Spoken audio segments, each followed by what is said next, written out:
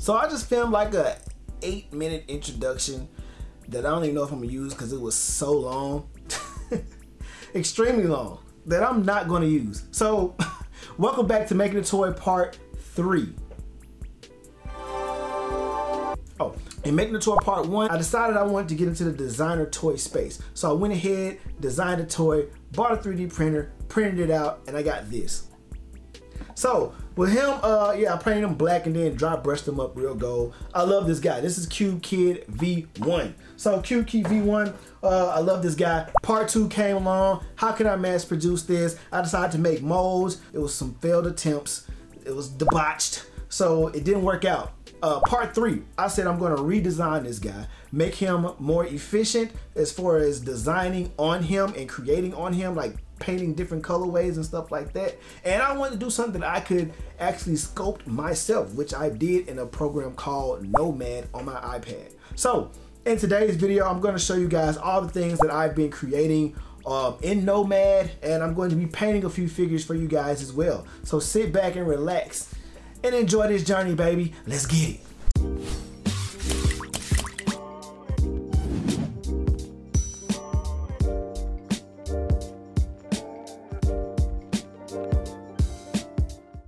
All right, so this is Nomad Sculpt. And so I didn't start off this by kind of drawing anything. I just wanted to go straight into the program and just started blocking out my character. So I'm just using different shapes, spheres, cubes, tubes, all that stuff like that to kind of shape out what I want, and then I kind of go in, move it around, cut things, drag things out, smooth things out just to get the figure how I want it. I really wish Nomad had a built-in feature, kind of like Procreate does, when they record your process while you're actually in there doing something, but they don't. And most of the times I forget to press record on my iPad, so I miss a lot of stuff. And if you want to learn more about Nomad Sculpt, man, it's really just a matter of you just downloading it and literally going in and playing around and learning the features. But you know, I pretty much learned how to do this over the process of maybe a couple of months.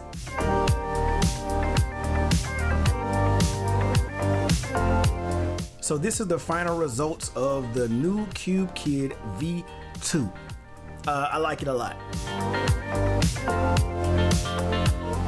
So once I got everything printed, sanded, a whole bunch of sanding, and primed, guess what I got ready to do next? You guessed it, I'm gonna try to mold one more time because I didn't try this process last time. So you get some clay, you build it up around some Lego bricks. This is the generic version. You embed your figure that you want, fill it up with silicone. Take it, flip it over, fill the other part up with silicone once you remove the clay. And you're supposed to put a lot of, you know, like mold release in between it. I guess I didn't put enough because of course, you know, it failed on me and it just all sealed together. I tried something else, but I just gave up on this, and yeah. All right, so after my failed attempt at my mold making skills, I've decided to go back to the drawing boards. Now see, I bought this igloo.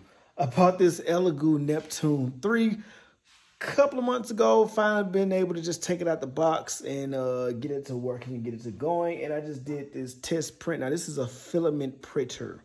What I've been using is a resin printer. So filament is completely different. It actually prints on the base like this and kind of builds its way up.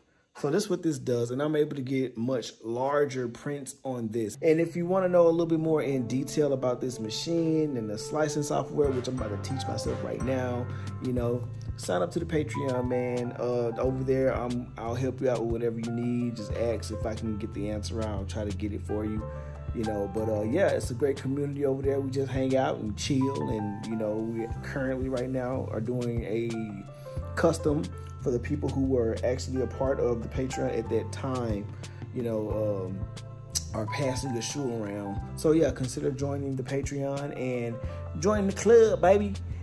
Let's get it. Well, fail number 1 is in the books.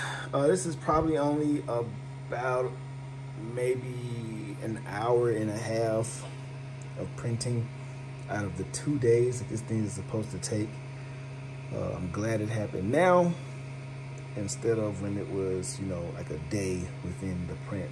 I got treasure hunting fever, yeah, yeah. Y'all know about that rock-a-doodle-doo. But anyway, so we back out here. The first print has successfully printed in my eyes.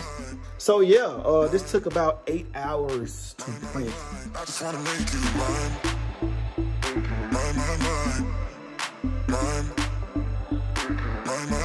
I just wanna make you mine. All right, after 41 hours of printing straight, she is a dunny. And I showed her how easily this stuff comes off the plate. Just lift it up a little bit so it's all ready to go. Dang, it looks so good. So yeah, it was a pain getting the supports out for this, but I eventually got the job done.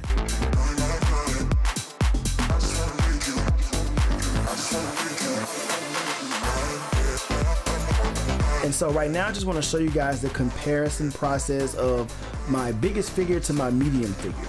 And that's the resin one and the filament one. And to fill in all of these little holes and stuff like that, I use UV resin, which got it real smooth. Doing my emo Chucky design, that sweater was absolutely the longest part of all of this.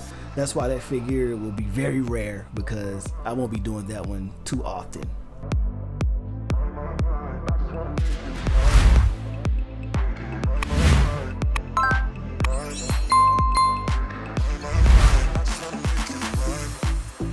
So I pretty much taped off each section and spray painted it in and did this for every single line. So this bigger figure with the filament, I used some wood filler to fill in the back and get everything nice and smooth. I used some resin as well to get it all smooth, and this is how it looked after I got everything nice and smooth. When I was at my art show, I guess a guy who does 3D printing was looking at this and he was like, "How did you get it so smooth?" And I'm just like, with a lot of elbow grease, my brother. A lot of elbow grease. And let me show you guys the results.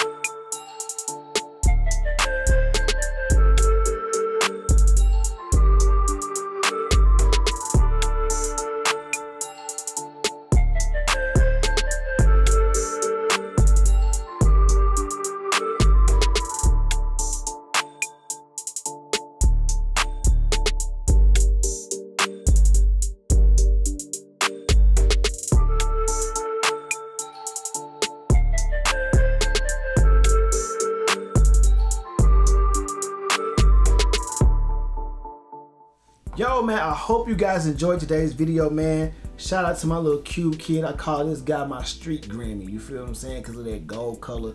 This size are pretty much going to come in solid colors just like this one. Gold, silver, whatever other colors, maybe some fades and stuff like that. I'm not going to work on too much detailed designs on that character right there. This is my mid-sized character. He's the one that's probably going to get the most like play as far as printing wise, just because the, you know, printing it on my 3D resin printer seems to be a lot easier as far as like fitting it together and stuff like that.